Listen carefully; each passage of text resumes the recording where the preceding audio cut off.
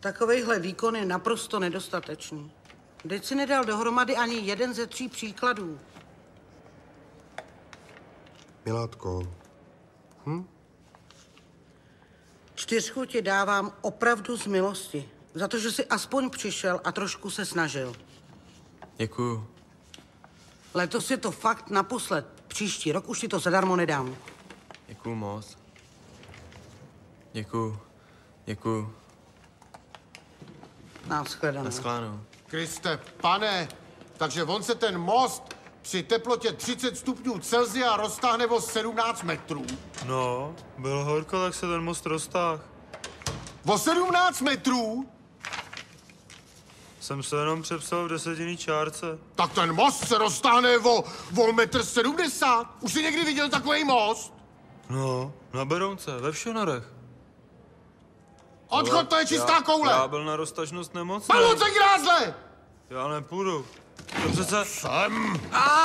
Máte teda, vyjde si sám! Tak to mi teda řekni. Učím tady na té škole 30 let. A ty studenti jsou rok od roku blbější a blbější. Čím to je? Studenti jsou pořád stejný, Milane. Akorát ty seš rok od roku chytřejší a chytřejší. Tak budeme čekat na toho Kolmana, už je 11:30. Tak to má teda smůlu, blbeček. My jedeme na chatu.